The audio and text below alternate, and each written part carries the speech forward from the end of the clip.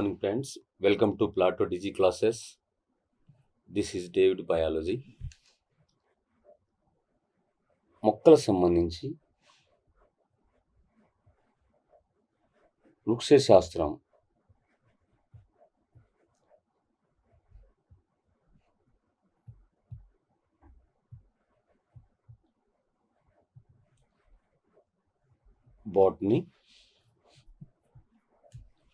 Botany అనేది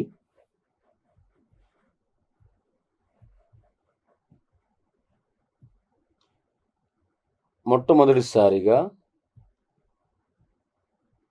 bows అనే Greek పదం నుండి ఏర్పడినది. గ్రీకు భాషలో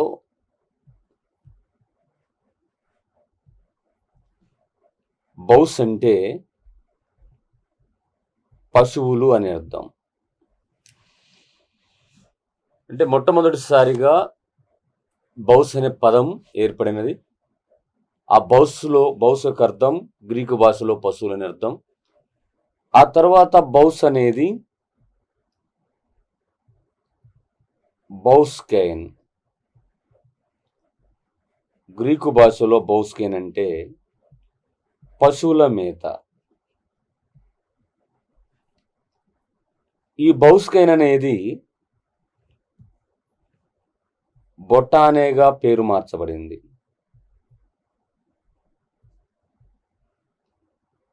ఇలా బొటానే చివర ఉన్న ఎన్ఈ వీటికి బదులుగా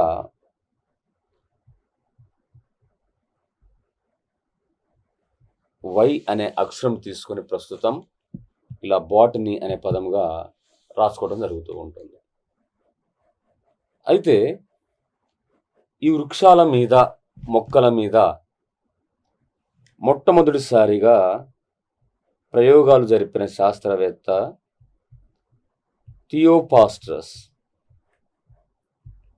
థియోఫాస్టస్ అనే శాస్త్రవేత్త మొక్కల మీద ప్రయోగాలు జరిపి ఇతను హిస్టోరియా ప్లాంటారం అనే గ్రంథంలో 500 రకాల మొక్కల గురించి వివరించాడు. అంటే ఇతని యొక్క గ్రంథం, థియోఫాస్టస్ యొక్క గ్రంథం హిస్టోరియా ప్లాంటారంలో 500 రకాల మొక్కల గురించి వివరించాడు థియోఫాస్టస్.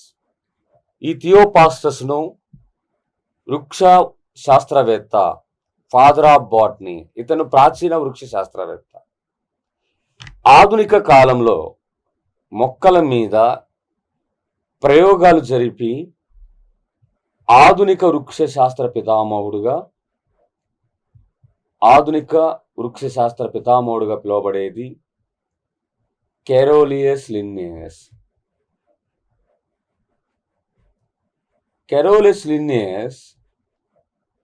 ఆధునిక వృక్ష శాస్త్ర పితామహుడుగా పిలువబడతాడు. ఇతను మొక్కలను పుష్పించే మొక్కలు, పుష్పించని మొక్కలు, ఇలా 2 రకాలు ఉంటాయని వర్గీకరించిన శాస్త్రవేత్త కెరోలియస్ లిన్నేయస్. ఇలా మొక్కలు వర్గీకరించడం వలన ఇతనిని వృక్ష వర్గీకరణ శాస్త్ర పితామహుడు అని పిలుస్తారు. వృక్ష వర్గీకరణ శాస్త్ర పితామహుడు, father of plant taxonomy Carolus Linnaeus.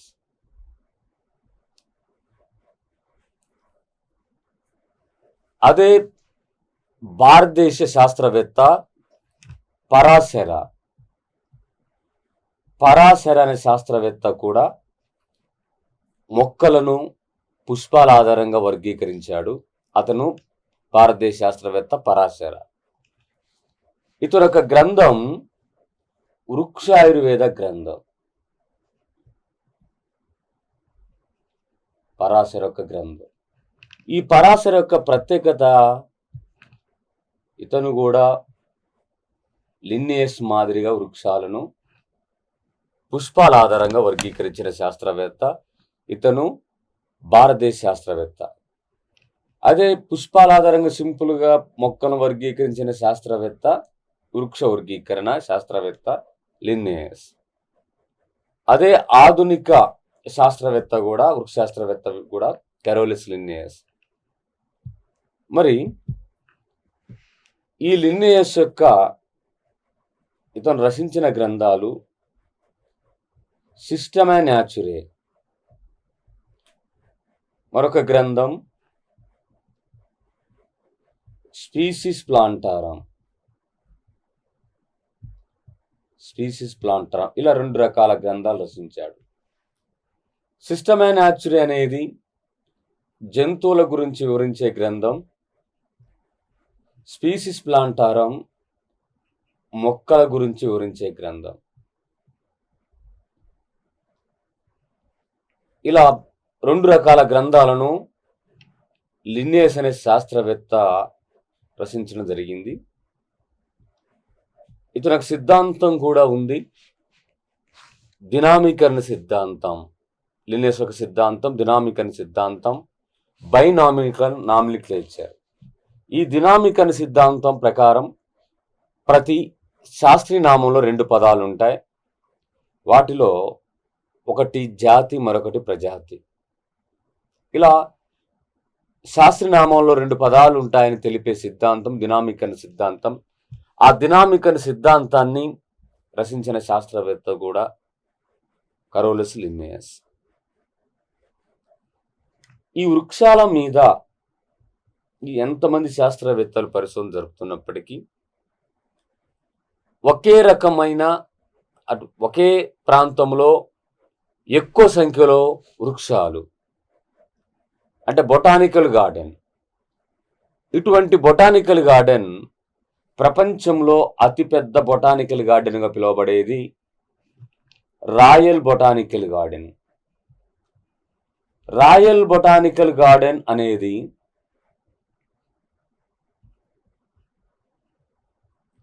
ఇది లండన్లోని క్యూ వద్ద ఉంది. ఇది ప్రపంచంలోనే అతిపెద్ద బొటానికల్ గార్డెన్. వృక్ష సముదాయము ఎక్కువగా ఉన్న గార్డెన్ రాయల్ బొటానికల్ గార్డెన్. ఇక్కడ అతిపెద్ద హెర్బేరియం ఉంది. హెర్బేరియం రాయల్ బొటానికల్ గార్డెన్లో అతిపెద్ద హెర్బేరియం.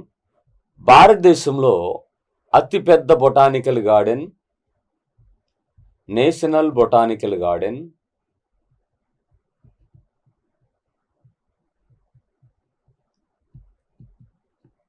ఇది కలకత్తాలోని హౌరా వద్ద ఉంది. ఇది భారతదేశంలో అతిపెద్ద బొటానికల్ గార్డెన్. మరి హెర్బేరియం అంటే ఏమిటి? మొక్కల యొక్క భాగాలను, అది కూడా అంతరించిపోయిన మొక్కల భాగాలను భద్రపరిచే ఒక కేంద్రం హెర్బేరియం. ఆ మొక్కల యొక్క భాగాలైన వేరు కానీ, కాండము, పత్రము, పుష్పము, ఫలము, విత్తనము, ఇలా మొక్కలో ఏ భాగాలనైనా అన్ని రకాల భాగాలను భద్రపరిచే కేంద్రము హెర్బేరియం. మరి అంతరించిపోతున్న మొక్కల భాగాలను భద్రపరిచేది. ఇలా హెర్బేరియం అనే పదం వచ్చింది కాబట్టి, భద్రపరిచేది అనే పదం వచ్చింది కాబట్టి, దీనికి రిలేటెడ్గా మనం చూస్తే red data book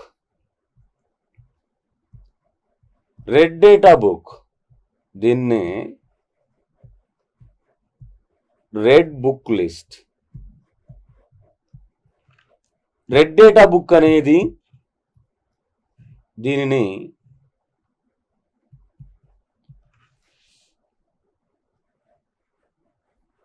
red book list అనే పేరుతో కూడా పిలుస్తారు. రెడ్ డేటా బుక్ ఇది చనిపోయిన మొక్కలు, జంతువుల యొక్క భాగాలను, వాటిలో లేకపోతే అంతరించిపోతున్న మొక్కల, జంతువుల పేర్లను, అంతరించిపోయిన మొక్కల, జంతువుల పేర్లను నమోదు చేసేది. ఇది వృక్షాల పేర్లను, జంతువుల పేర్లను నమోదు చేసేది. ఈ వృక్షాలు జంతువులు అంతరించిపోయిన వృక్షాలు జంతువులు కానీ అంతరించిపోతున్న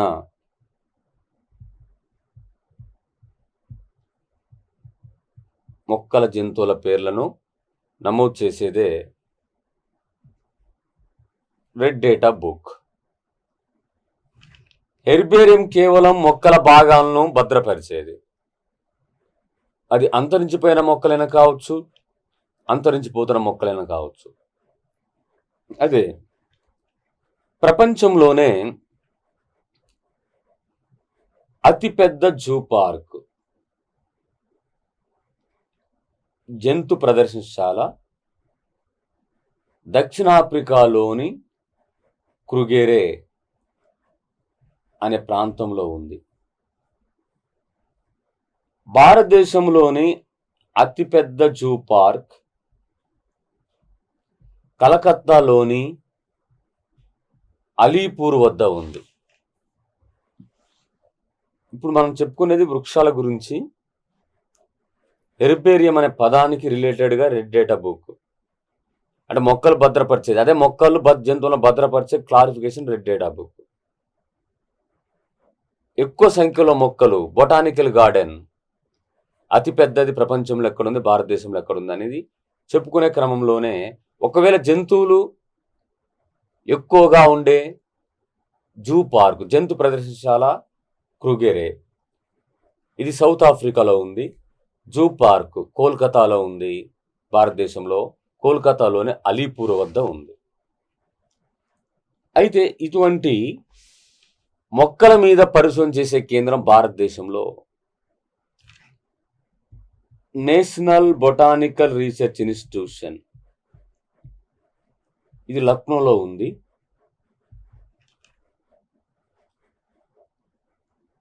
అదేవిధంగా ఇండియన్ కౌన్సిల్, అదేవిధంగా దీంతో పాటు భారతీయ వ్యవసాయ పరిశోధన కేంద్రం, Indian council of agriculture research న్యూఢిల్లీలో ఉంది. మరి ఫారెస్ట్రీ రీసెర్చ్ సెంటర్ లేదా ఇన్స్టిట్యూట్ డెహ్రాడూన్లో ఉంది. అగ్రికల్చర్ రీసెర్చ్ న్యూఢిల్లీలో ఉంది. ఇలా మొక్కలు, వృక్షాల మీద పరిశోధన కానీ, వ్యవసాయం మీద పరిశోధన కానీ, ఫారెస్ట్కి సంబంధించిన పరిశోధన కేంద్రాలు అవి ఉన్న ప్రాంతాలు. ఈ మొక్కలు, వీటిని ప్రధానంగా వాటి రకాలు చూస్తే ప్రాకే మొక్కలు,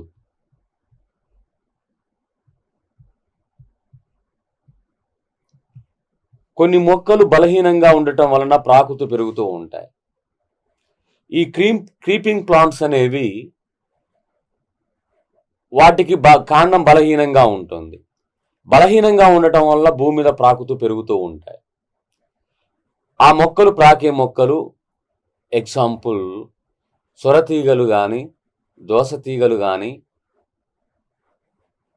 అదేవిధంగా పుచ్చకాయలు కానీ, గుమ్మడి కానీ, బీర కానీ, కాకర కానీ, ఇవన్నీ వీటి యొక్క కాండం బలహీనంగా ఉండటం వల్ల ఇవి ప్రాకే మొక్కలు. మొక్కల్లో కొన్ని హెర్బ్స్, వీటిని గుల్మాలు అంటారు. వీటి యొక్క కాండము బలహీనంగా ఉండి భూమికి తక్కువ ఎత్తులో పెరుగుతూ తక్కువ పిలకలను కలిగి ఉంటే ఆ మొక్కలను హెర్బ్స్ లేదా గుల్మాలు అంటారు. మరొకటి పొదలు,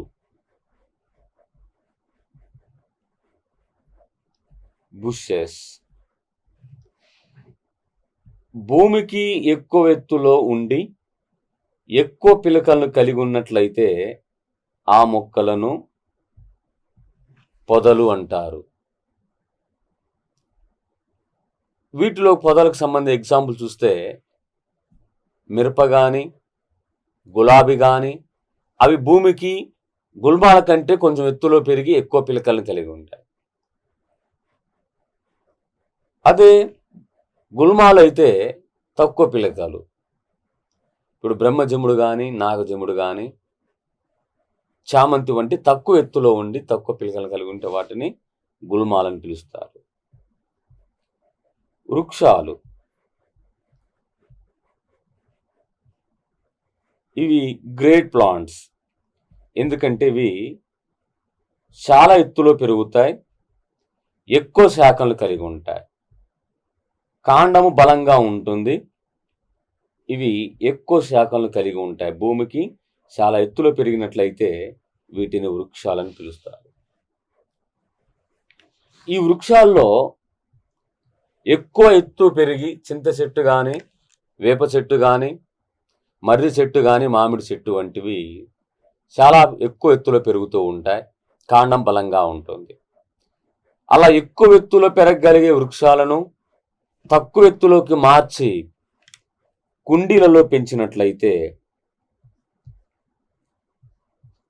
పెంచినట్లయితే వాటిని బోన్సాయి వృక్షాలని పిలుస్తారు. బోన్సాయి వృక్షాలు అనేవి మరుగుజ్జు వృక్షాలు, కుండీలలో పెంచబడే మహావృక్షాలు. కాకపోతే జనరల్గా పెరగలిగే వేప చెట్టు కానీ, చింత చెట్టు కానీ అది భారీ వృక్షంగా పెరుగుతుంది. అలా పెరగగలిగే వాటిని కుండీలలో పెంచగలిగితే వాటిని వామన రక వృక్షాలు లేదా బోన్సాయి వృక్షాలు లేదా మరుగుజ్జు వృక్షాలని పిలుస్తారు. ఇలా బోన్సాయి వృక్షాలను పెంచడం అనేది జపాన్ దేశం యొక్క సాంప్రదాయ కళ. బోన్సాయి వృక్షాలను ఎక్కువగా జపాన్లో పెంచడం జరుగుతూ ఉంటుంది. మరి ఈ వృక్షాలలో వేప చెట్టు, ఇటీవల ఐక్యరాజ్య సమితి వేప చెట్టును శతాబ్ద వృక్షంగా ప్రకటించింది. వేప దీని ఒక శాస్త్రం మీకు తెలిసినదే, అజాడిరిక్టా ఇండికా. అజాడిరిక్టా ఇండికా ఈ వేప చెట్టు ఎన్నో వ్యాధుల నివారణ కొరకు ఉపయోగపడుతూ ఉంటుంది. దాని యొక్క బెరడు కానీ, దాని యొక్క విత్తనాలు కానీ, దాని యొక్క పత్రాలు కానీ. అయితే దీని యొక్క ఐక్యరాజ్య సమితి ఇచ్చిన ట్యాగ్లైన్ కొటేషన్ ఏంటంటే, వ్యాధులకు పెట్టకు వేలు, వేప చెట్టును పెంచుట మేలు అనే ట్యాగ్లైన్ కూడా ఇవ్వడం జరిగింది. వేప చెట్టును శతాబ్ద వృక్షంగా ప్రకటించి వ్యాధులకు ఖర్చు పెట్టకు వేలు, వేప చెట్టును పెంచుట మేలు అనే ట్యాగ్లైన్ ఇచ్చింది ఐక్యరాజ్య సమితి. ఇలా ఈ మొక్కలు ఇవి పుష్పించే ఆధారంగా ఇవి ప్రధానంగా రెండు రకాలు.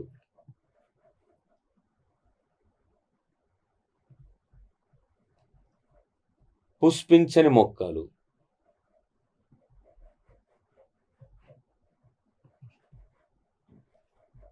పుష్పించే మొక్కలు. పుష్పించని మొక్కలు ఇవి మూడు రకాలు. Thallophyta, Bryophyta, Pteridophyta. పుష్పించే మొక్కలు రెండు రకాలు.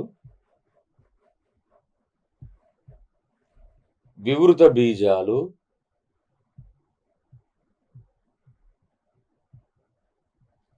ఆవృత బీజాలు.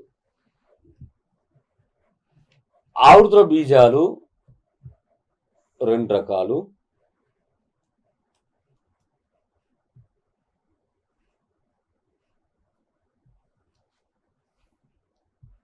ఏకదళ బీజాలు, ద్విదళ బీజాలు.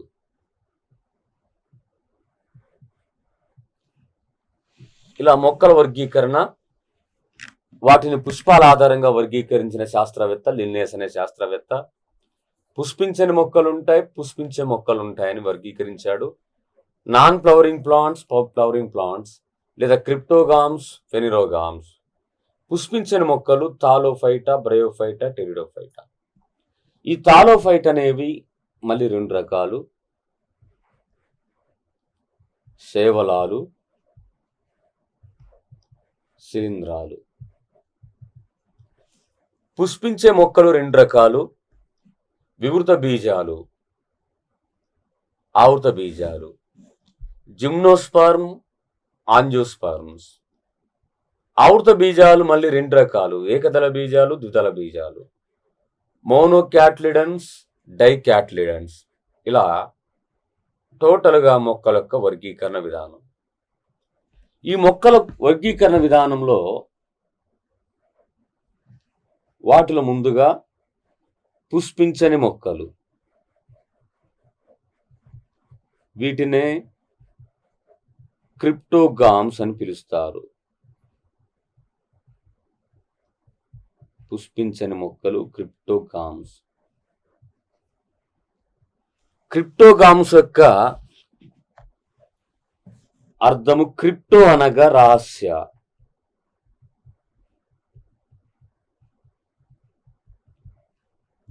గామి అనగా సంగమం, హిడెన్ మ్యారేజ్. అంటే పుష్పించని మొక్కలలో అవి ప్రత్యుత్పత్తి విధానంలో కొత్త మొక్కలు ఉత్పత్తి చేసే విధానం తెలియదు. అంటే వాటిలో కేవలం అలంగ్య ప్రత్యుత్పత్తి విధానం మాత్రమే ఉంటుంది. సో ఆ రకమైన పుష్పించని మొక్కలు కొత్త మొక్కలను ఉత్పత్తి చేస్తాయి కాబట్టి హిడెన్ మ్యారేజ్, రహస్య సంఘం అనే పేరుతో పిలవటం జరుగుతూ ఉంటుంది. వీటిలో ఈ పుష్పించని మొక్కల్లో 3 రకాలు. ఆ 3 రకాల మొక్కల్లో ముందుగా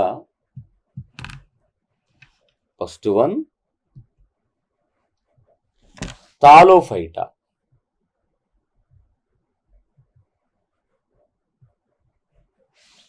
మూడు రకాలు ఉంటే వాటిలో థాలోఫైటా, బ్రయోఫైటా, టెరిడోఫైటా. ఈ థాలోఫైటా 2 రకాలుగా ఉంటుంది: శైవలాలు, శిలీంధ్రాలు.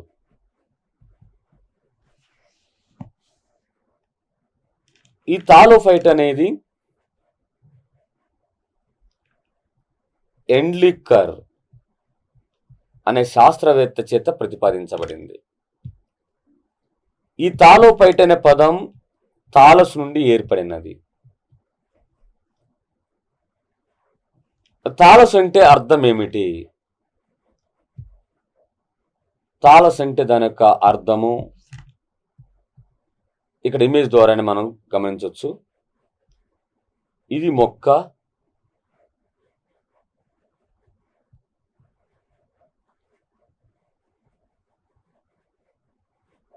ఇది మొక్క,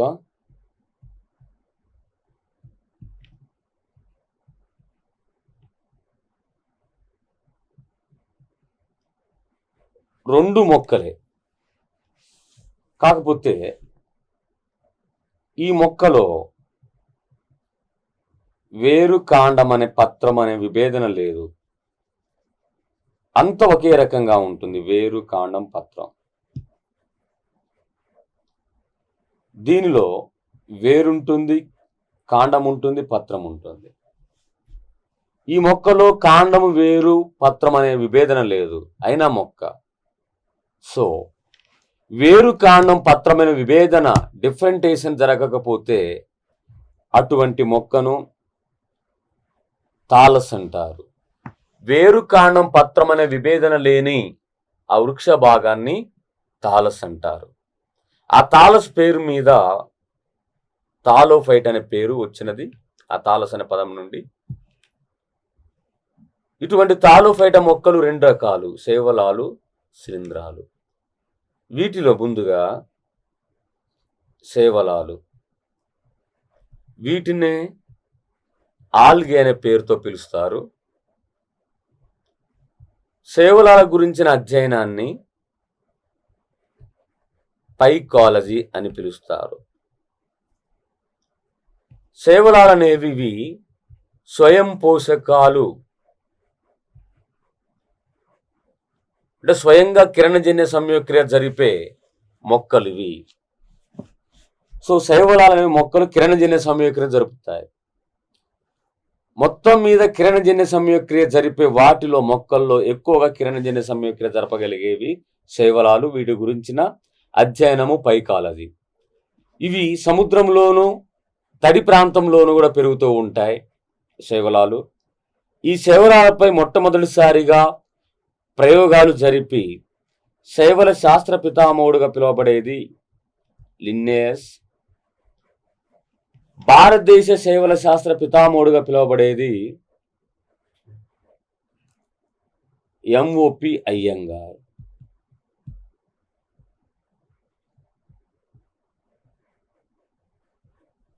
భారతదేశంలో శైవలాల మీద పరిశోధన జరిపిన శాస్త్రవేత్త ఎంఓపి అయ్యంగార్. ఇలా శైవల మొక్కలు కిరణజన్య సంయోగక్రియను ఎక్కువగా జరుపుతూ ఉంటాయి. ఫోటోసింథసిస్ను, కిరణజన్య సంయోగక్రియను ఎక్కువగా జరిపేవి. శైవలాలు వీటి ఒక రకాలు చూసినట్లయితే ఈ శైవలాల్లో ఒకటి క్లోరోఫైసి. వీటిని ఆకుపచ్చ శైవలాలని పిలుస్తారు. గ్రీన్ ఆల్గేస్. ఈ క్లోరోఫై శైవలాల్లో ప్రధానంగా ఉండే వర్ణకము క్లోరోఫిల్. క్లోరోఫిల్ అనే వర్ణకం కలిగి అవి ఆకుపచ్చ రంగులో ఉండేవి క్లోరోఫైసి మొక్కలు. ఈ క్లోరోఫైసి మొక్కలు లేదా ఆకుపచ్చ శైవలాలకు సంబంధించిన ఈ మొక్కలు ఎగ్జాంపుల్ క్లామిడోమోనాస్. క్లామిడోమోనాస్, స్పైరోగైరా,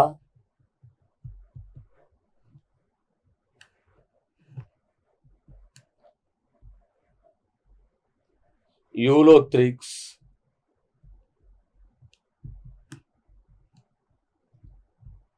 వాల్వాక్స్,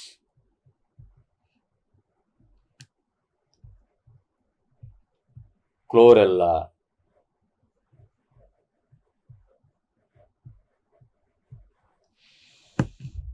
ఇవి క్లోరోఫైసి విభాగానికి చెందిన శైవలాలు. క్లోరోఫిల్ అనే వర్ణకాన్ని కలిగి ఆకుపచ్చ రంగు కారణమవుతాయి. మరి వీటి యొక్క ప్రత్యేకతలు చూస్తే క్లామిడోమోనాస్ అనేది ఏకకణిత శైవలము. స్పైరోగైరా, యూలోథ్రిక్స్ అనే శైవలాలు సర్పిలాకారం నుండే శైవలాలు. వాల్వాక్స్ ఇది గుంపులుగా జీవిస్తూ ఉంటుంది. గుంపులుగా జీవించే సహానివేశ జీవులు వాల్వాక్స్. క్లోరెల్ యొక్క ప్రత్యేకత చూస్తే ఈ క్లోరెల్ అనే మొక్కలను వ్యోమగాములు అంతరిక్షంలోకి ఆక్సిజన్ మరియు ఆహారం కొరకు తీసుకెళ్ళటం జరుగుతూ ఉంటుంది. అంతరిక్షంలోకి ఆహారం కొరకు, ఆక్సిజన్ కొరకు తీసుకొని పోయే మొక్కలు క్లోరెల్లా మొక్కలు.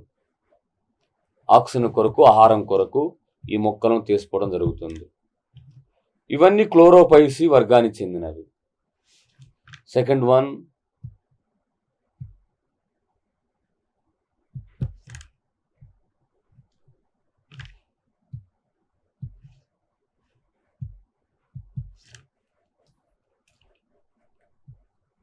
రోడోపైసి.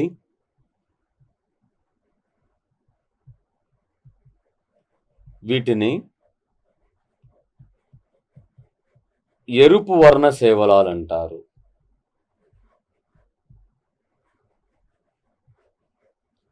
Red algaes. ఎరుపు వర్ణ శైవలాలు ఎరుపు రంగులో ఉండటానికి కారణం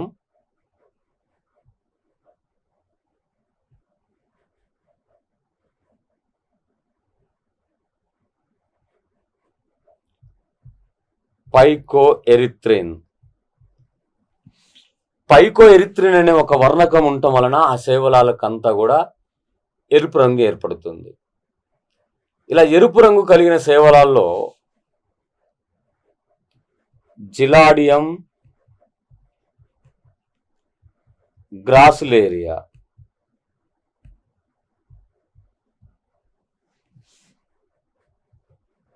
కాండ్రస్,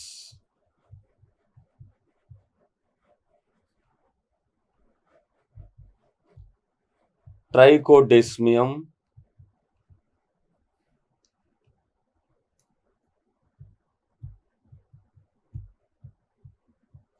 ఎరిత్రియం ఈ ఎరుపు వర్ణ శైవలాలు. ఎరుపు వర్ణ శైవలాల్లో జిలాడియం గ్రాసులేరియా నుండి అగార్ అగార్ లభిస్తూ ఉంటుంది. అగార్ అగారును జున్నుగడ్డి అని కూడా పిలుస్తారు. ఈ అగార్ అగారును ఐస్ క్రీమ్ తయారీలోను మరియు కణజాల వర్ధనం తయారీలోను ఉపయోగించడం జరుగుతూ ఉంటుంది. ఈ అగార్ అగార్ అనేది రోడోపైసి వర్గానికి చెందిన జిలాడియం గ్రాసులేరియా అనే మొక్కల నుండి లభిస్తూ ఉంటుంది. కాండ్రస్ మొక్కల నుండి లభించే కారాగ్రీనును దీన్ని పాలను చిక్కగా మార్చడం కోసం, రక్తాన్ని స్కందనం చెందించడం కోసం ఉపయోగించడం జరుగుతుంది. కాండ్రస్ నుండి లభించే కారాగ్రీనును. ఇక ట్రైకోడెస్మియం ఈ ఎరుపర్ణ శైవలము సముద్రములో దగ్గరగా ఎక్కువగా వ్యాపించి ఉన్న ట్రైకోడెస్మియం ఆ ప్రాంతం, ఆ సముద్రం అంతా కూడా నీళ్లు కూడా ఎరుపు రంగులో కనిపిస్తున్నవి. అలా సముద్రము ఎరుపు రంగులో ఉండి ఎర్ర సముద్రం అని పేరు రావడానికి కారణమైనది ట్రైకోడెస్మియం. ట్రైకోడెస్మియం అనేది ఎర్ర సముద్రం, రెడ్ సీ అనే పేరు రావడానికి కారణమైన శైవలం. ఇది రోడోపైసి వర్గానికి చెందినది. దీంట్లో పైకో ఎరిత్రియం అనే ఒక వర్ణకం ఉంటుంది. థర్డ్ వన్ శైవలాల రకాలలో బ్రాసిలారియోఫైసి.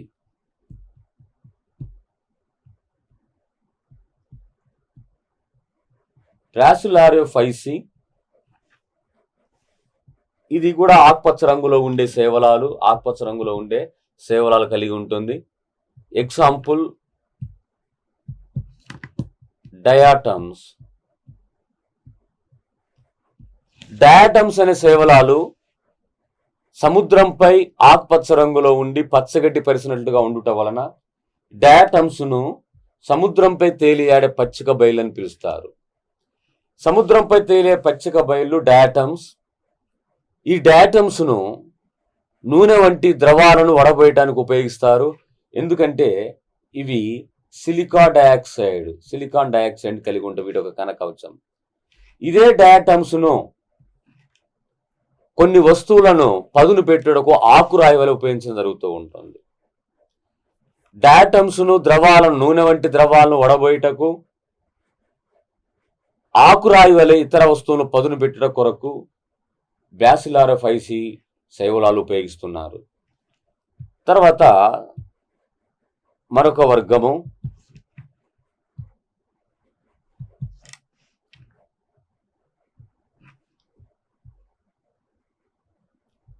ఫియోఫైసి. ఫియోఫైసి లేదా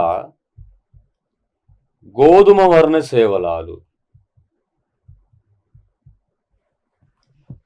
ఫియోఫైసి లేదా గోధుమ వర్ణ శైవలాలు, వీటిని కెల్పు శైవలాలను కూడా పిలుస్తారు. ఈ కెల్పు శైవలాలలో ఫైకోజాంతిన్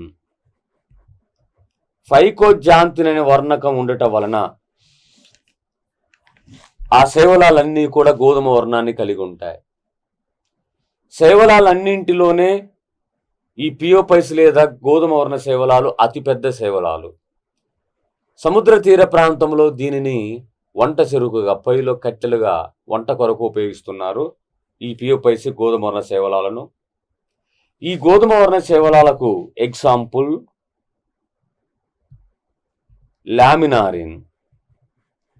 లామినారిన్ లేదా మానిటాల్, ఇది పియోపైసి సేవల రకం. దీని నుండి అయోడిన్ అత్యధికంగా లభిస్తూ ఉంటుంది. అయోడిన్ అనేది ఉప్పులో ఉంటుంది, సముద్రంలో లభించే రొయ్యల్లో ఉంటుంది, పీతల్లో ఉంటుంది, అదే సముద్రంలో ఉండే సేవలాల్లో ఉంటుంది. టోటల్గా ఆ సీ ఫుడ్స్లో ఉంటుంది. అటువంటి సముద్రాల నుండి లభించే ఆ అయోడిన్ కెల్ఫ్ లేదా లామినారిన్ అనే శైవలాల్లో అత్యధికంగా ఉంటుంది. ఇదే అయోడిన్ అత్యధికంగా లభించే శైవలాలు, లామినారిన్ లేదా మానిటాల్.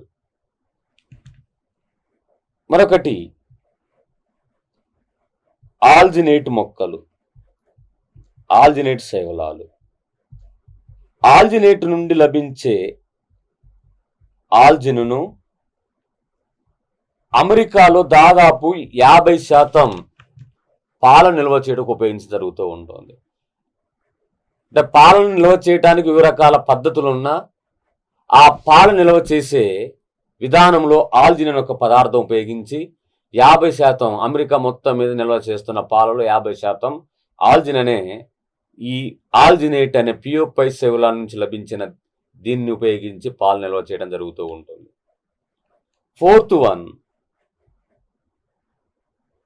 Fifth one Cyanophyceae.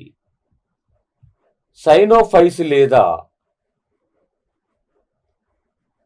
నీలి ఆకుపచ్చ శైవలాలు.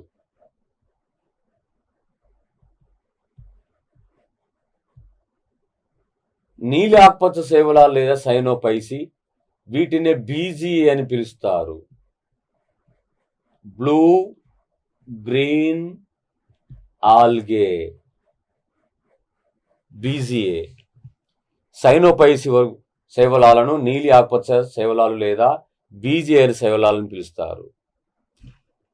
ఈ సైనోపై శైవలాల్లో ఉండే వర్ణకం ఫైకోసైనిన్. ఫైకోసైనిన్ అనే వర్ణకం ఉండటం వలన ఆ శైవలాలన్నీ నీలి ఆకుపచ్చ రంగులో ఉంటాయి. ఇలా సైనోపైసి వర్గానికి చెందిన శైవలాల రకాల ఎగ్జాంపుల్ చూస్తే సయానోబ్యాక్టీరియా, Nasdaq అనాబినా,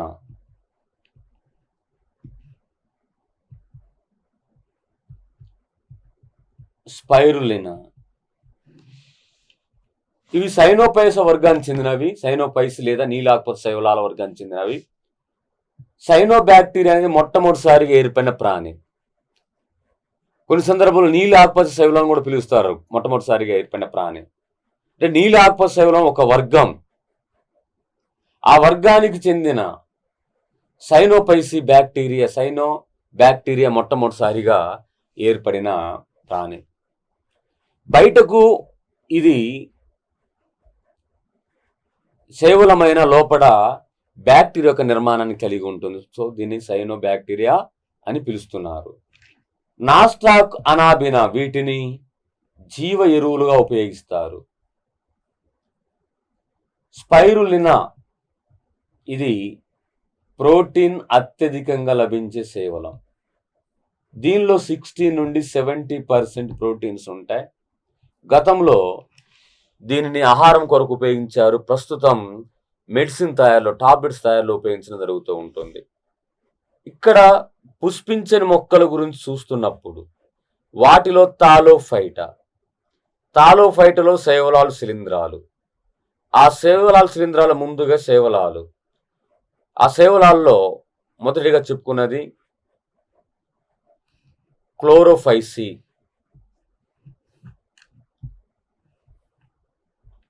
second one Rhodophyceae, third one Bacillariophyceae, fourth one Phaeophyceae, fifth one Cyanophyceae. ఇలా శైవలాలు 5 రకాలుగా ఉన్నాయి. నెక్స్ట్ వన్ దాంట్లో శిలీంధ్రాలు, ఫంగై. వీటిని వాడుక భాషలో బూజు అని కూడా పిలుస్తారు. చిన్న ఎగ్జాంపుల్ చూస్తే రొట్టె బూజు పట్టింది, పచ్చళ్ళు బూజు పట్టడం, వేరుశెనగ గింజలు బూజు పట్టడం. అలా బూజు అనే సాధారణ భాషలో కూడా పిలుస్తారు. ఆ బూజు అనే శిలీంధ్రం. ఈ శిలీంధ్రాల గురించిన అధ్యయనాన్ని మైకాలజీ అని పిలుస్తారు. ఈ శిలీంధ్రాలన్నీ ఆహారాన్ని స్వయంగా తయారు చేసుకోలేవు. ఇవి పరపోషకాలు. ఆహారాన్ని తయారు చేసుకోకపోవటం వల్ల వీటిని పరపోషకాలు లేదా హెటిరోట్రాప్స్ అనే పేరుతో పిలుస్తారు. శైవలాలు అనేవి స్వయంగా ఆహారం తయారు చేసుకుంటాయి. స్వయం పోషకాలు లేదా ఆటోట్రాప్స్ అని. ఏ జీవులైతే ఆహారం తయారు చేసుకోలేవు వాటిని పరపోషకాలు లేదా హెటిరోట్రాప్స్ అని పిలుస్తారు. ఇది ఇతర జీవుల మీద పరాణ జీవనం గడుపుతూ ఉంటాయి. అయితే ఈ శిలీంధ్రాలు ఆహారాన్ని చనిపోయిన మొక్కలు జంతువుల నుండి ద్రవ రూపంలో పొందుతాయి. అలా చనిపోయిన మొక్కలు జంతువుల నుండి ఆహారాన్ని ద్రవ రూపంలో పొందితే ఆ రకమైన ఆహార విధానాన్ని పూతికాహార పోషణ అంటారు. పూతికాహార పోషణ.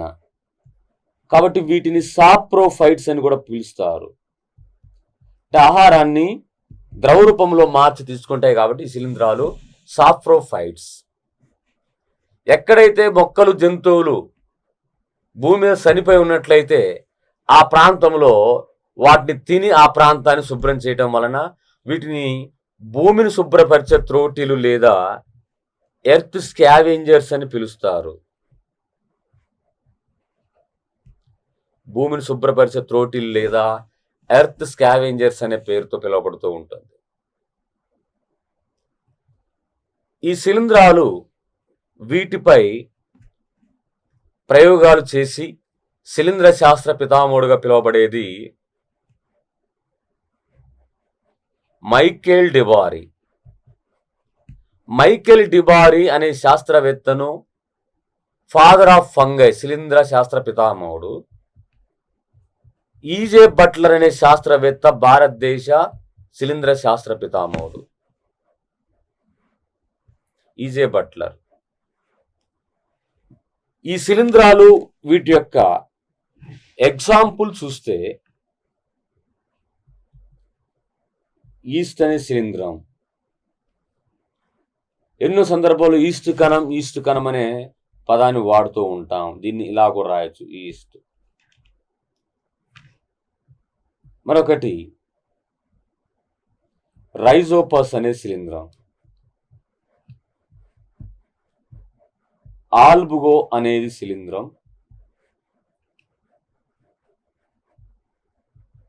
ఆస్పర్ జిల్లస్,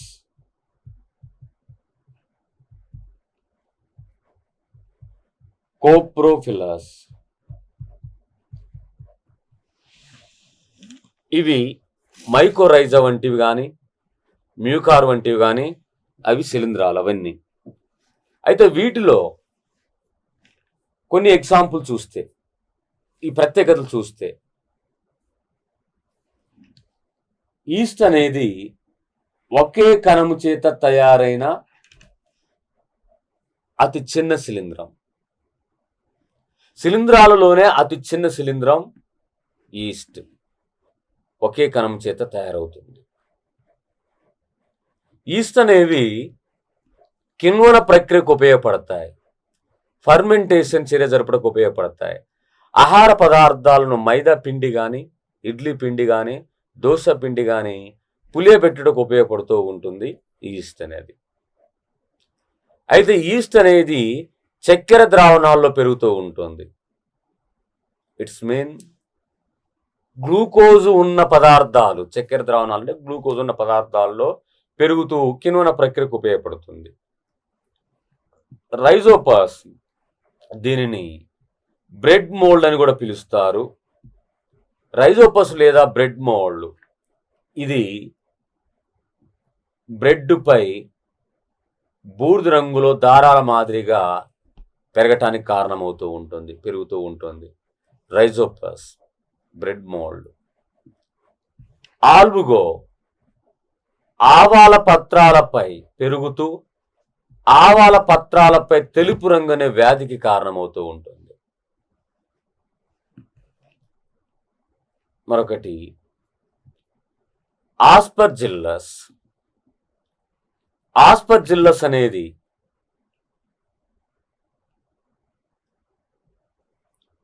వేరుశనగ గింజలపై ఆవాసం చేస్తూ ఉంటుంది. ఆస్పర్జిల్లస్ వేరుశనగ గింజలపై, కొన్ని వేరుశనగలు బూజు పడుతూ ఉంటాయి. ఆ బూజు అనేది ఆస్పర్జిల్లస్ అనే శిలీంధ్రం. ఆస్పర్జిల్లస్ అనే శిలీంధ్రం ఉన్న వేరుశనగ గింజలు తిన్నట్లయితే చేదుగా ఉండి కాలే క్యాన్సర్ కారణమవుతూ ఉంటుంది. అలా చేదుగా ఉండటానికి కారణం ఒక విష ప్రోటీన్ విడుదల చేస్తాయి ఆస్పర్జిల్లస్ అనే శిలీంధ్రాలు. ఆ విష ప్రోటీన్ అప్లోటాక్సిన్.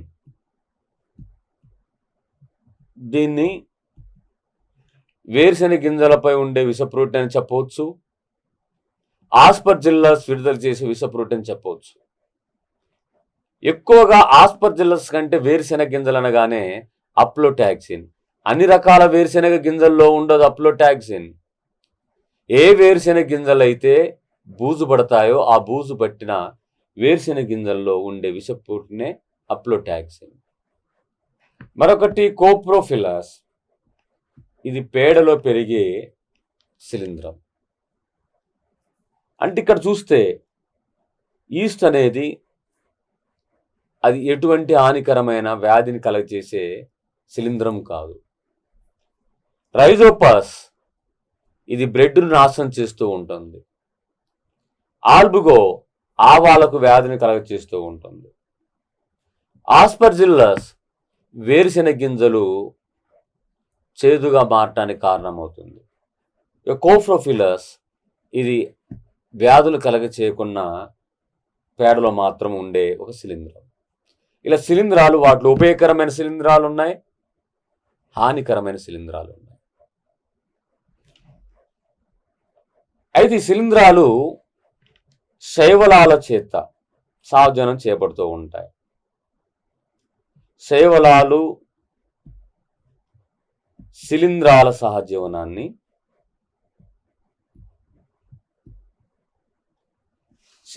సహజీవనాన్ని లైకేన్లు అని పిలుస్తారు. శైవల భాగస్వామి అయితే అది శిలీంధ్రమే. శైవల భాగస్వామిని ఫైకోబయాంట్ అని పిలుస్తారు.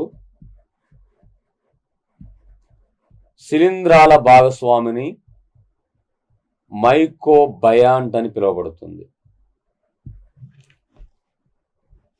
శైవల భాగస్వామి అంటే శైవలం చేత సహజనం చేస్తున్నప్పుడు ఆ శైవల భాగస్వామి శిలీంధ్రం అవుతుంది. ఆ శిలీంధ్రం అప్పుడు శైవలానికి పైకోబయాంట్.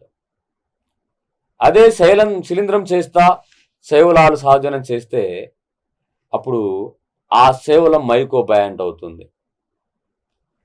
శైవలాలు శిలీంధ్రాల సహజీవనాన్ని సింబయాసిస్ను లైకేన్లను పిలుస్తారు. లైకేన్ల యొక్క అధ్యయనము లైకేనాలజీ. ఈ లైకేన్లను ఎరుపు లిట్మస్ పేపర్, నీలి లిట్మస్ పేపర్ తయారీ కొరకు ఉపయోగిస్తారు. లైకేన్లు అనేది శైవలాలు శిలీంధ్రాల సహజీవనం. బిర్యానీ తయారీలో ఉపయోగించే పత్తర్ పూల్ లేదా రాతి పువ్వు. పత్తర్ పూల్ లేదా రాతి పువ్వు అనేది కూడా ఇది ఒక లైకేన్. ఎందుకంటే దీనిలో ఈ పత్తర్ పూల్ లేదా రాతి పువ్వు అనేది లైకేన్లు అంటే శైవలాలు శిలీంధ్రాల సహజనం చేత ఉండే పదార్థం. దీన్ని బిర్యానీ తయారీలో ఉపయోగిస్తున్నారు. మరి శిలీంధ్రాల యొక్క ఆర్థిక ప్రాముఖ్యత గమనిస్తే ఈ శిలీంధ్రాల యొక్క ఆర్థిక ప్రాముఖ్యతలో 1929లో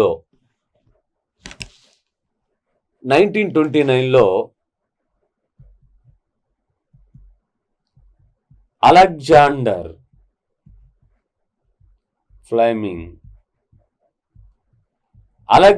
ఫ్లెమింగ్ అనే శాస్త్రవేత్త పెన్సిలియం నొటేటం.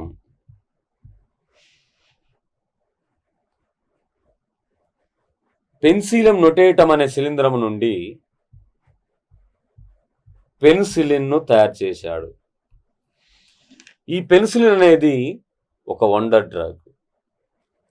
మొదటి ప్రపంచ యుద్ధ కాలం జరిగిన తర్వాత ఆ మొదటి ప్రపంచ యుద్ధంలో ఎంతో మంది గాయాలై ఆ గాయాల ద్వారా ఇన్ఫెక్షన్ అయి పూర్తిగా ఆ విధంగా కూడా మరణించడం జరిగింది చాలా మంది.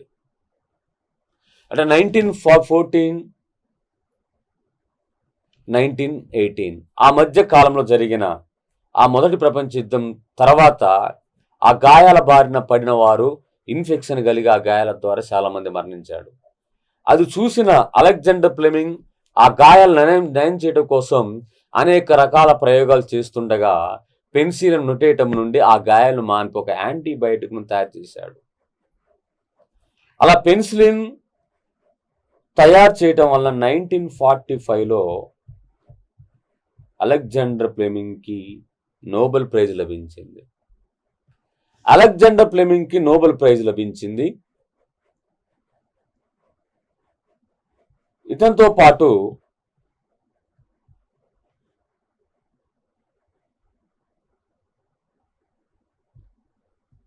Ernest B chain,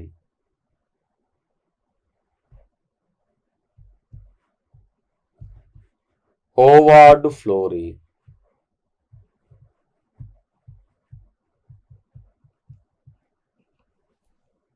Ernest B Chain, Howard Florey అనే ఇద్దరు శాస్త్రవేత్తలకు కూడా అలెగ్జాండర్ ఫ్లెమింగ్తో పాటు ఇద్దరు శాస్త్రవేత్తలు నోబెల్ ప్రైజ్ లభించినది.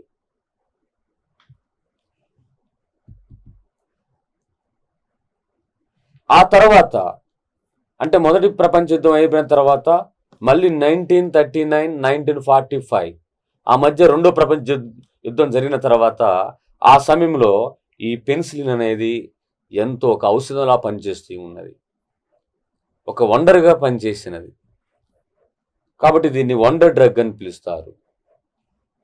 అయితే మొట్టమొదటిసారిగా పెన్సిలిన్ నొటేటం నుండి పెన్సిలిన్ తయారు చేస్తే ప్రస్తుత కాలంలో పెన్సిలిన్ను పెన్సిలియం క్రైసోజీనం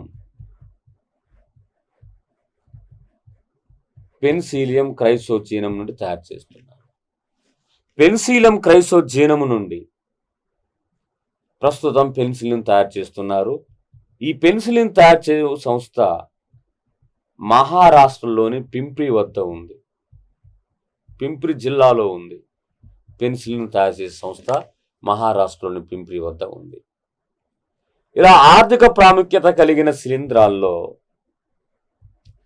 షాకర్ మైసిస్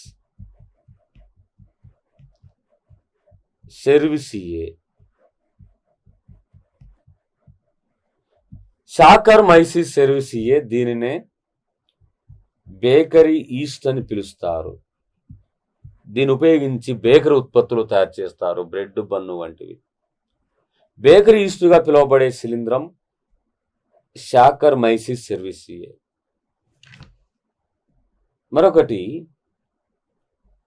పెన్సిలియం కింబర్టిన్ అనే శిలీంధ్రమును, పెన్సిలియం రాకీఫోర్టై అనే శిలీంధ్రమును, ఈ రెండు రకాల శిలీంధ్రాలను ఉపయోగించి జున్ను తయారు చేస్తున్నారు.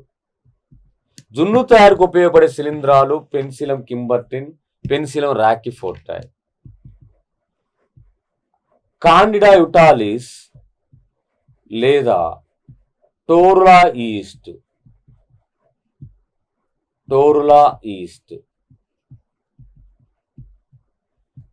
ఈ శిలీంధ్రాన్ని ఉపయోగించి ఏకకణ ప్రోటీన్, సింగిల్ సెల్ ప్రోటీన్, ఏకకణ ప్రోటీన్ తయారు చేస్తూ ఉన్నారు. ఏకకణ ప్రోటీన్లు అంటే మొక్కల్లో ప్రోటీన్ సామర్థ్యం పెంచడం కోసం ఏకకణ ప్రోటీన్, సింగిల్ సెల్ ప్రోటీన్ తయారు చేయడం కొరకు కాండిడా యుటాలిస్ లేదా టోరులా ఈస్ట్ అనే శిలీంధ్రాలను ఉపయోగిస్తున్నారు. అదే పెన్సిలిన్ కింబర్టిన్, పెన్సిలిన్ రాకీ ఫోర్టే ఉపయోగించి జున్నును తయారు చేస్తున్నారు.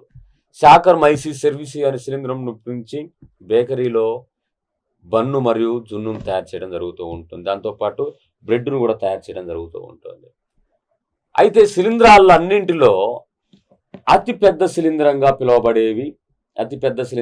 పిలువబడేవి పుట్టగొడుగులు. పుట్టగొడుగులు లేదా మష్రూమ్స్. పుట్టగొడుగులు లేదా మష్రూమ్స్ ఇవి అతిపెద్ద శిలీంధ్రాలు. అతి చిన్న శిలీంధ్రాలు ఈస్ట్, అతిపెద్ద శిలీంధ్రాలు పుట్టగొడుగులు. ఈ పుట్టగొడుగుల యొక్క పెంపకాన్ని మష్రూమ్ కల్చర్ అని పిలుస్తారు. వీటిలో ప్రధానంగా అధికంగా ఉండే పోషకాలు, ప్రోటీన్స్ అధికంగా ఉంటాయి. పుట్టగొడుగులు ఉపయోగించేటప్పుడు అవి గుండి ఆకారం, బటన్ ఆకారంలో ఉన్నప్పుడు మాత్రమే ఆహారం ఉపయోగిస్తారు. గుండి ఆకారం లేదా బటన్ ఆకారంలో మాత్రమే ఆహారం ఉపయోగించడం జరుగుతూ ఉంటుంది. ఈ పుట్టగొడుగులను వాటి యొక్క కొత్త పుట్టగొడుగుల ఉత్పత్తి కొరకు ఉపయోగించే ఈ పుట్టగొడుగుల రకాలను, వాటి యొక్క విత్తనాలకు ఉపయోగించే భాగాలను స్పాన్ అనే పేరుతో పిలుస్తారు. స్పాన్ అనే పేరు ఇంకా 2 సందర్భాల్లో ఉపయోగిస్తారు. చిన్న చిన్న చేప పిల్లలను నీటిలో పెంచడం కొరకు ఉపయోగించబడే ఆ చేప పిల్లలను స్పాన్ అని, ఆడకప్ప విడుదల చేసిన అండాల సమూహాన్ని స్పాన్ అని, పుట్టగొడుగు యొక్క ఆ విత్తనాలు కొత్త పుట్టగొడుగుల ఉత్పత్తికి ఉపయోగిస్తున్న పుట్టగొడుగు భాగాన్ని స్పాన్ అని ఉపయోగిస్తున్నారు. స్పాన్ అని పలకడం జరుగుతూ ఉంటుంది. ఈ పుట్టగొడుగులలో ఆహారంగా ఉపయోగించే పుట్టగొడుగు అగారికస్. దీన్ని ఆహారంగా ఉపయోగిస్తారు. ఈ పుట్టగొడుగుల్లో అమానీట్ అనే పుట్టగొడుగు అత్యంత విషపూరితమైనది. అత్యంత విషపూరితమైన పుట్టగొడుగు అమానీట. ఆహారం కొరకు ఉపయోగిస్తున్న పుట్టగొడుగు అగారికస్. ఇలా మనము శైవలాలు, శిలీంధ్రాలు అంటే థాలోఫైటా గురించి చెప్తున్నప్పుడు అది ఒక పుష్పించని మొక్క. ఆ పుష్పించని మొక్క 3 రకాలు: థాలోఫైటా, బ్రయోఫైటా, టెరిడోఫైటా. థాలోఫైటా గురించి చెప్తున్నప్పుడు శైవలాలు, శిలీంధ్రాలు. ఇలా పుష్పించని మొక్కల గురించి చెప్తున్నాం. ఈ పుష్పించని మొక్కల్లో మరొక రకము బ్రయోఫైటా.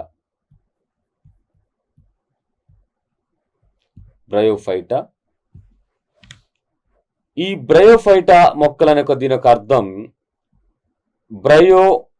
వీటి యొక్క అధ్యయనము, బ్రయోఫైటా మొక్కల అధ్యయనాన్ని బ్రయాలజీ అంటారు. బ్రయో అనగా నాచు, ఫైట్స్ అనగా మొక్కలు. బ్రయోఫైటా మొక్కల యొక్క అర్థము నాచు మొక్కలని అర్థం. ఈ మొక్కలు నీటిలో నివసిస్తాయి, భూమిపై నివసిస్తాయి. వీటిని ఆదిమ మొక్కలను కూడా పిలుస్తారు. ఇటువంటి బ్రయోఫైటా మొక్కలు వీటిని వృక్షరాజ్యపు ఉభయచరాలుగా పిలుస్తారు. వృక్షరాజ్యపు ఉభయచరాలుగా పిలువబడేవి బ్రయోఫైటా మొక్కలు. ఎందుకంటే ఈ బ్రయోఫైటా మొక్కలే నీటిలో పెరుగుతాయి, భూమి మీద పెరుగుతూ ఉండటం వల్ల వీటిని వృక్షరాజ్యపు ఉభయచరాలుగా పిలుస్తున్నారు. బ్రయోఫైటా మొక్కల్లో వేర్ల వంటి నిర్మాణాలు ఉంటాయి, కానీ అవి నిజమైన వేర్లు కావు. అలా వేర్ల వంటి నిర్మాణాలను రైజాయిడ్స్ అనే పేరుతో పిలవచ్చు, లేదా మూలతంతువులు అనే పేరుతో కూడా పిలవచ్చు.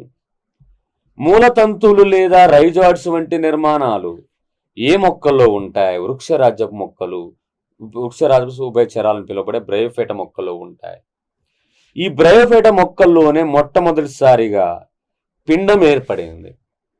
అంటే విత్తనాలు లాగా పనిచేసేది.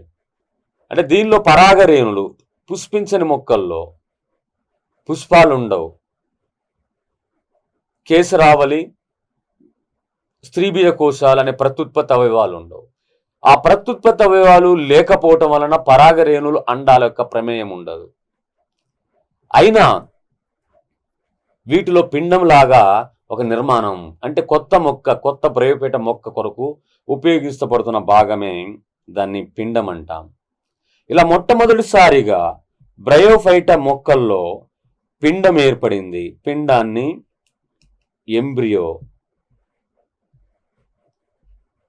ఎంబ్రియో అని పిలుచుట వలన వీటిని ఎంబ్రియోఫైట్స్ అంటారు. మొట్టమొదటి ఎంబ్రియోఫైట్స్ మొక్కలు బ్రయోఫైటా మొక్కలు. వీటిని ఆదిమ నేల మొక్కలని కూడా పిలుస్తారు. ఇవి వృక్షరాజ్యపు ఉభయచరాలుగా పిలువబడతాయి. Amphibians of plant Kingdom. ఈ బ్రయోఫైటా మొక్కల్లో ప్రత్యుత్పత్తి అవయవాల లాంటి నిర్మాణాలను చూస్తే ఆంతరీడియం,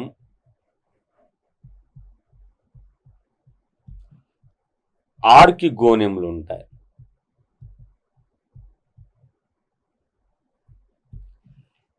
ఆంతరీడియం ఇవి పురుష ప్రత్యుత్పత్తి అవయవాలు.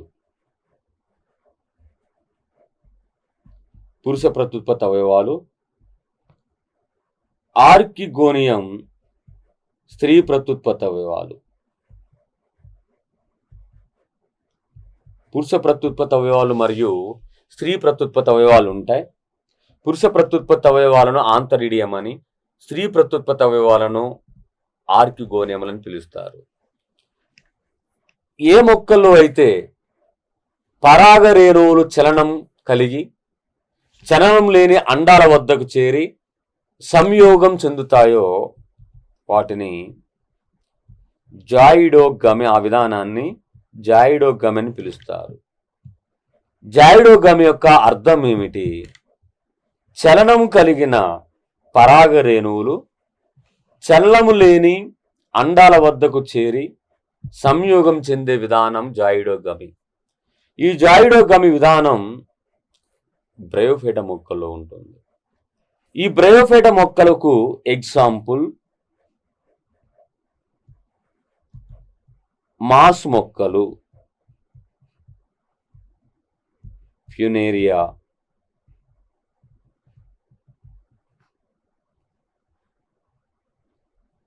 హార్న్వార్డ్స్,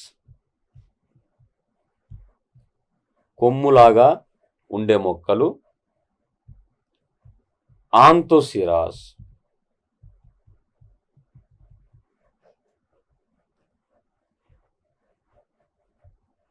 లివర్వార్డ్స్,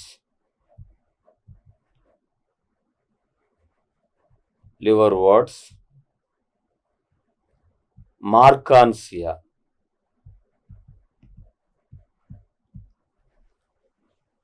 లివర్వర్డ్స్ వర్గానికి చెందినవి మార్కాన్సియా అనే బ్రయోఫైటా మొక్కలు, హార్న్వార్డ్స్ వర్గానికి చెందినవి ఆంతోసిరాస్ అనే మొక్కలు, మాస్ మొక్కల వర్గానికి చెందిన పున్యేరియా మొక్కలు. ఇవన్నీ కూడా బ్రయోఫైటా మొక్కలకి ఎగ్జాంపుల్.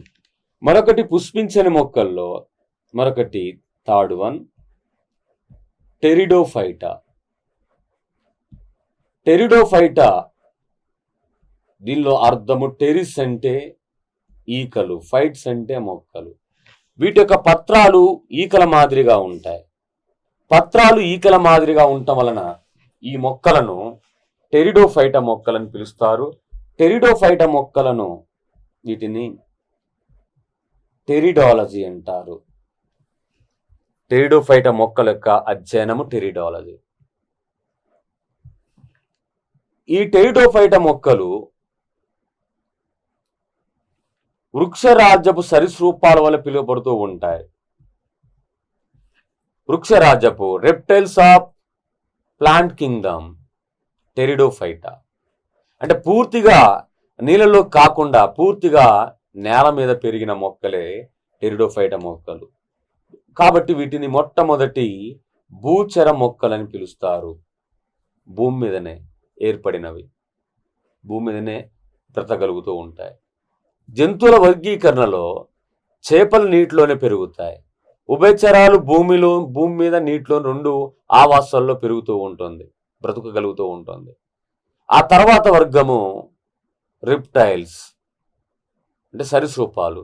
ఆ సరీసృపాలు నీటితో సంబంధం లేకుండా పూర్తిగా ఆ వాటిలో పరిణామం చెందినవి, నేలపై పెరగలిగే జీవులు కూడా మొట్టమొదటిసారిగా ఏర్పడినవి. అలా ఆ సరీసృపాలు అనేవి మొట్టమొదటి భూచర జంతువులు. అయితే ఇక్కడ భూచర జంతువులు అయిన జీవులు, మొక్కలు చూస్తే టెరిడోఫైటా.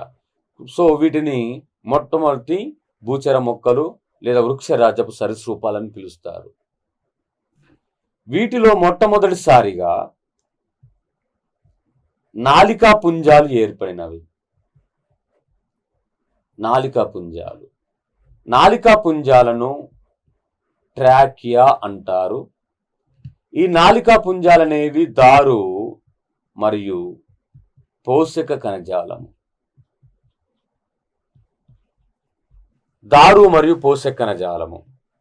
దారు జైలం, పోషక కణజాలం ఫ్లోయం.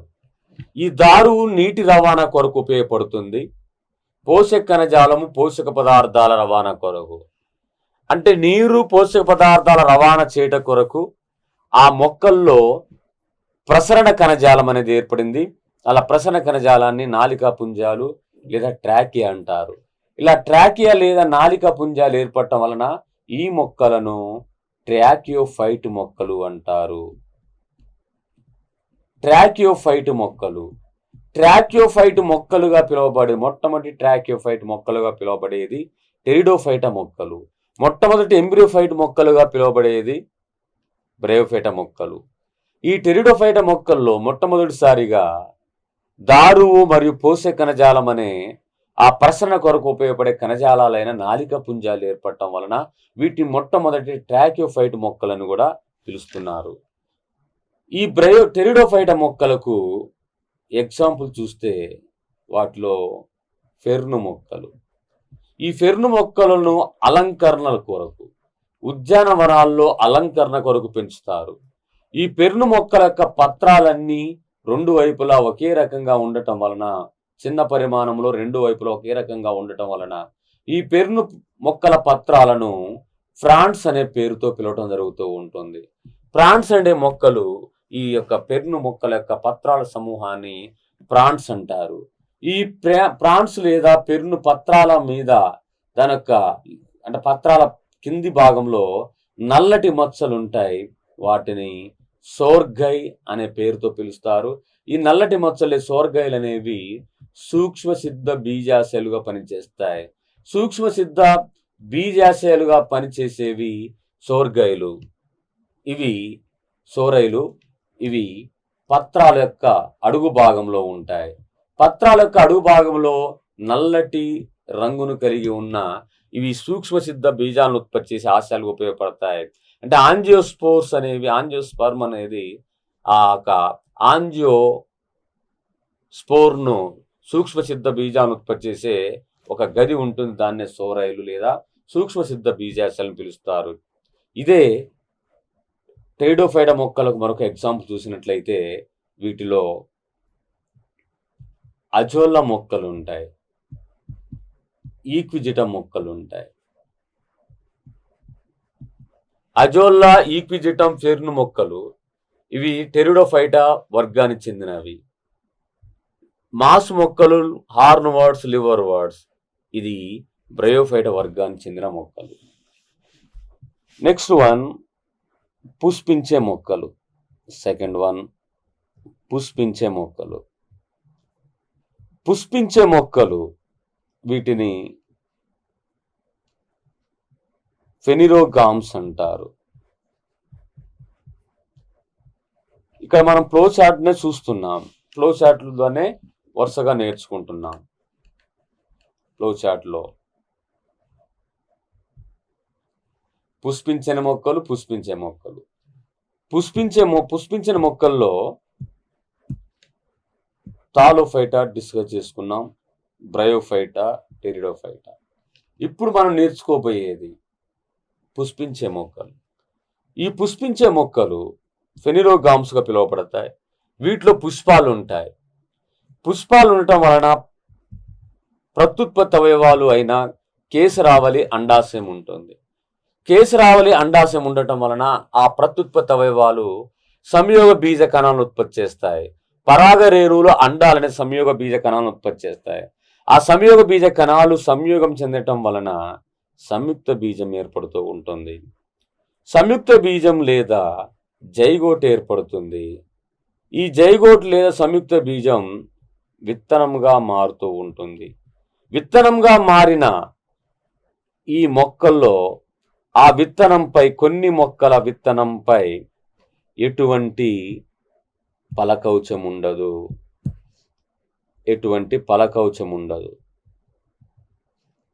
కొన్ని మొక్కల విత్తనాల పైన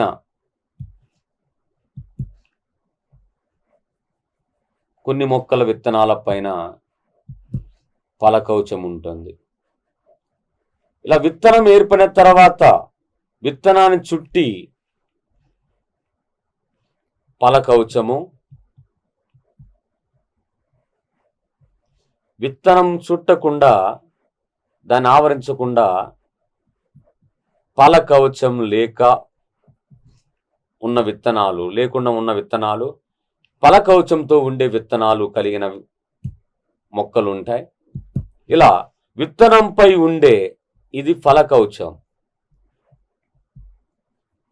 ఇది విత్తనం అనుకుంటే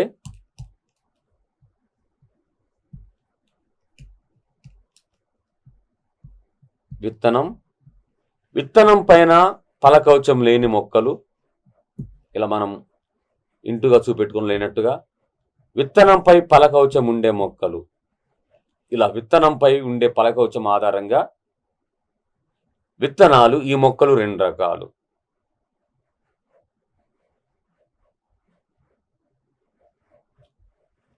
అంటే ఇక్కడ పుష్పించే మొక్కల్లో మనం కొంచెం అంశం చూస్తే, పుష్పించే మొక్కలు ఏంటేంటి?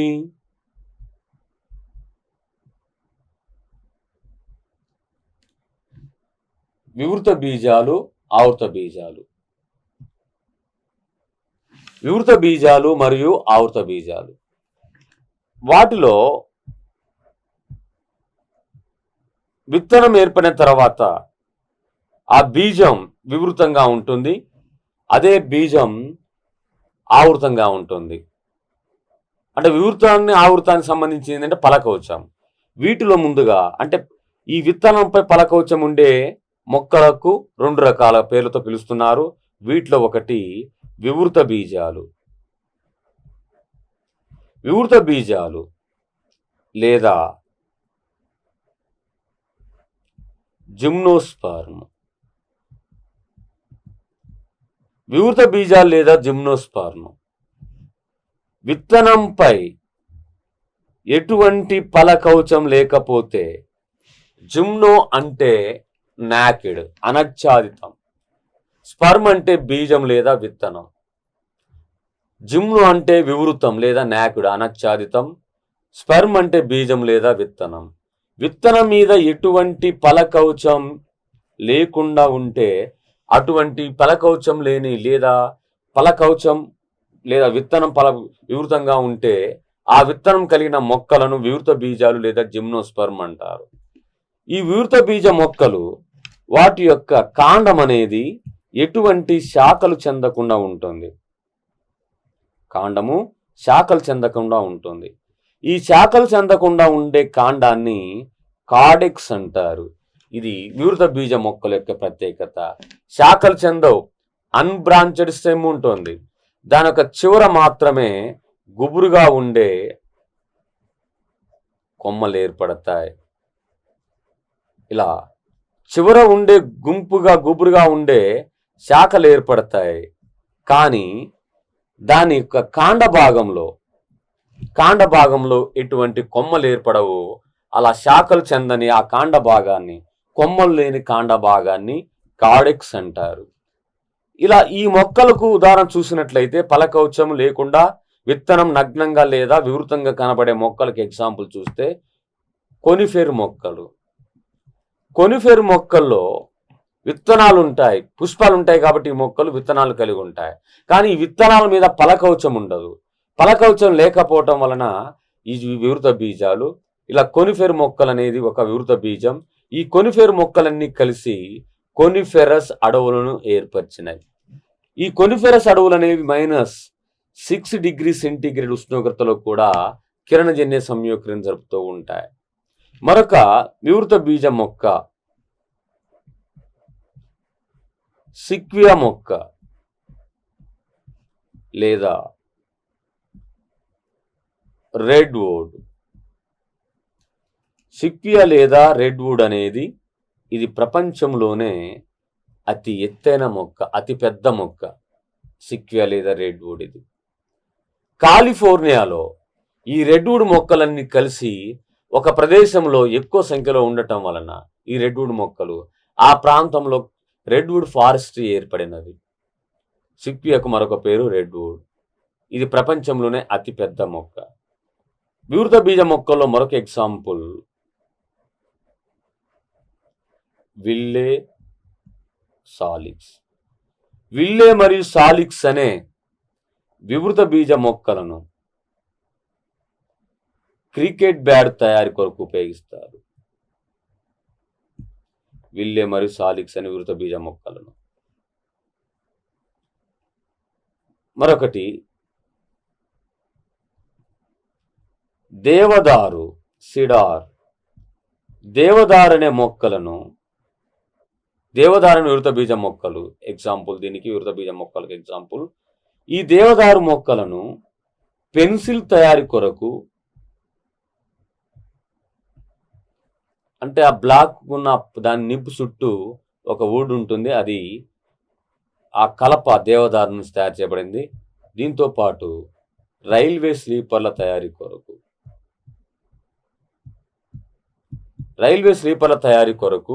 పెన్సిల్ తయారీ కొరకు దేవదారు అనే వివృత బీజ మొక్కను ఉపయోగిస్తారు. వీటిల్లో ఫిర్, స్ప్రూస్ అనే వివృత బీజ మొక్కలు ఉంటాయి. ఇవి క్రిస్మస్ మొక్కలుగా పిలువబడతాయి. క్రిస్మస్ మొక్కలు ఫిర్, స్ప్రూస్. ఇలా క్రిస్మస్ మొక్కలుగా పిలువబడేది ఫిర్, స్ప్రూస్. అతి పురాతన సజీవ శిలాజ మొక్కగా పిలువబడేది గింగో లేదా గింకో. ఇది సజీవ శిలాజ మొక్క, లీవింగ్ ఫాసిల్ ప్లాంట్. అంటే వివృత బీజ మొక్కలకు ఎగ్జాంపుల్ కొనిఫెర మొక్కలు సిక్వియా, విల్లే, సాలిక్స్, దేవదారు, ఫిర్, స్ప్రూస్, గింకో. అయితే మన వీటి యొక్క ప్రత్యేకలు చూస్తే గింకో అనేది సజీవ శిలాజ మొక్క, ఫిర్, స్ప్రూస్ అనేవి క్రిస్మస్ మొక్కలు, దేవదారు అనేది పెన్సిల్, రైల్వే స్లీపర్ల తయారు కొరకు ఉపయోగించేది, విల్లే, సాలిక్స్ అనే మొక్కలు క్రికెట్ బ్యాట్ తయారు కొరకు ఉపయోగించేవి, సిక్వియా అనేది ప్రపంచంలో అతి ఎత్తైన మొక్క, కొనిఫెర్ ఫారెస్ట్ ఏర్పరచడానికి ఉపయోగపడిన వివృత బీజ మొక్క. ఇలా విత్తనం చుట్టూ పలకవచం ఏర్పడితే వాటిని ఆవృత బీజాలు అంటారు. ఆవృత బీజాలు లేదా ఆంజియోస్పర్మ్. ఆవృత బీజాలు లేదా ఆంజియోస్పర్మ్ అనేది విత్తనం చుట్టూ పలకవచం ఉండే మొక్కలు. విత్తనం చుట్టూ పలకవచం లేకపోతే జిమ్నోస్పర్మ్, విత్తనం చుట్టూ పలకవచం ఉన్నట్లయితే ఆంజియోస్పర్మ్ లేదా ఆవృత బీజ మొక్కలు. ఇలా విత్తనం చుట్టూ పలకవచం ఉండే మొక్కలను 2 రకాలుగా వర్గీకరించడం జరిగింది. వాటిలో ఒకటి ఏకదళ బీజాలు,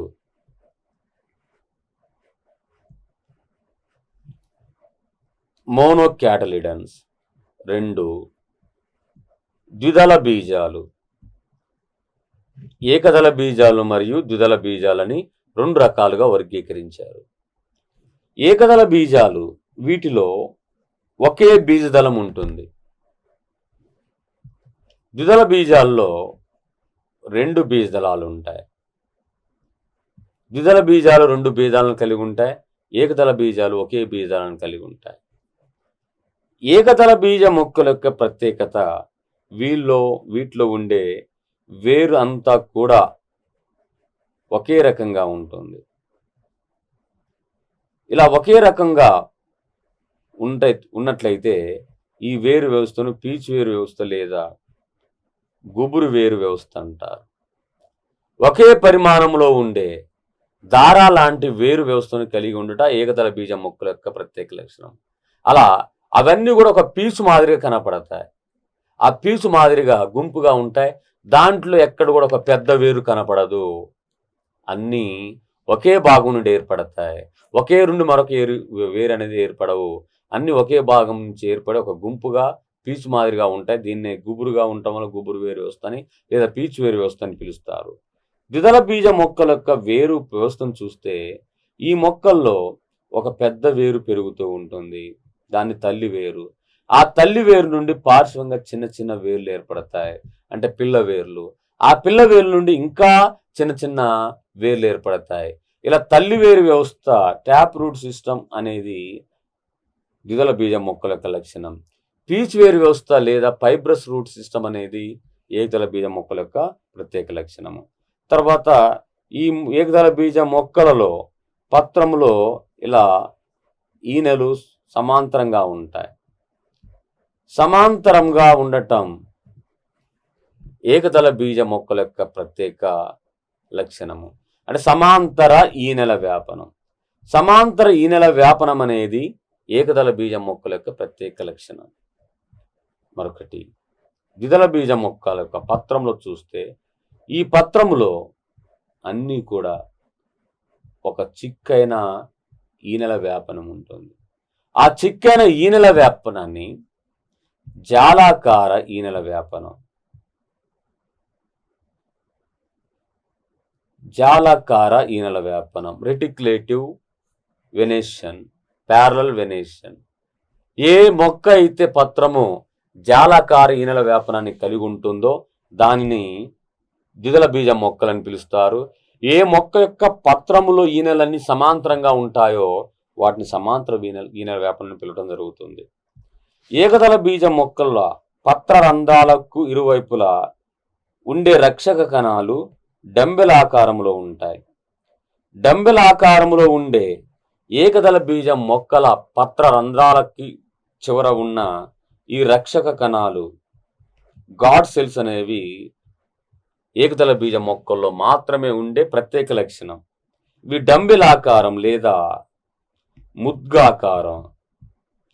ముద్గాకారం లేదా డంబెల్ ఆకారంలో ఉంటాయి. ద్విదళ బీజ మొక్కలలో రక్షక కణాలు మూత్రపిండం ఆకారంలో ఉంటాయి. మూత్రపిండం ఆకారంలో ఉండే ఈ రక్షక కణాల యొక్క ప్రత్యేక లక్షణము ద్విదళ బీజ మొక్కల పత్ర రంధ్రాల వైపుగా కలిగి ఉండుట. ఇలా ఏకదళ బీజాలు ద్విదళ బీజాలకు 4 రకాల తేడాలు కనిపిస్తున్నాయి. ఏకదళ బీజాలు ఒకే బీజాలను కలిగి ఉంటాయి. ద్విదళ బీజాలు 2 బీజాలను కలిగి ఉంటాయి. ఏకదళ బీజాల యొక్క వేరు వ్యవస్థ పీచు వేరు వ్యవస్థను కలిగి ఉంటుంది. ఈ ద్విదళ బీజ వేరు వ్యవస్థ తల్లి వేరు వ్యవస్థను కలిగి ఉంటుంది. ఏకదళ బీజ మొక్కలలో పత్రంలో ఈనెలన్నీ సమాంతరంగా ఉండటం వలన సమాంతర ఈనెల వ్యాపనం ఉంటుంది. ద్విదళ బీజ మొక్కల పత్రంలో మొత్తం చిక్కుగా ఉండటం వల్ల జాలాకార ఈనెల వ్యాపనం ఉంటుంది. ఏకదళ బీజ మొక్కల్లో డంబెల్ ఆకారంలో ఉంటాయి రక్షక కణాలు. ద్విదళ బీజ మొక్కల్లో మూత్రపిండం ఆకారం లేదా బీన్ షేప్లో ఉంటాయి. ఏకదళ బీజ మొక్కలకు ఎగ్జాంపుల్ చూసినట్లయితే వరి, గోధుమ, మొక్కజొన్న వంటివి. ద్విదళ బీజ మొక్కల్లో ఎగ్జాంపుల్ చిక్కుడు, బఠానీ, శనగ వంటి మొక్కలు. ఇలా ద్విదళ బీజాల మొక్కలనేవి అతి ప్రాచీనమైనవని బెంతా ముక్కర్ తెలపడం జరిగింది. అతి ప్రాచీనమైనవని బెంతా ముక్కర్. ఏకదళ బీజ మొక్కలనేవి చాలా పరిణితి చెందిన మొక్కలు. ద్విదళ బీజ మొక్కలేవి అతి ప్రాచీనమైన మొక్కలు. ఏకదళ బీజ మొక్కలు మాత్రం బాగా పరిణితి చెందిన మొక్కలు. ఇలా మొక్కల దాని యొక్క వర్గీకరణ విధానం ఫ్లో చార్ట్లో చూస్తే పుష్పించని మొక్కలు, పుష్పించే మొక్కలు. తర్వాత పుష్పించని మొక్కలు తాలోఫైటా, బ్రయోఫైటా, టెరిడోఫైటా. తాలోఫైట్లో సేవలాలు, శిలీంధ్రాలు. పుష్పించే మొక్కల్లో వివృత బీజాలు, ఆవృత బీజాలు. ఆ ఆవృత బీజాలు 2 రకాలు, ఏకదళ బీజాలు మరియు ద్విదళ బీజాలు.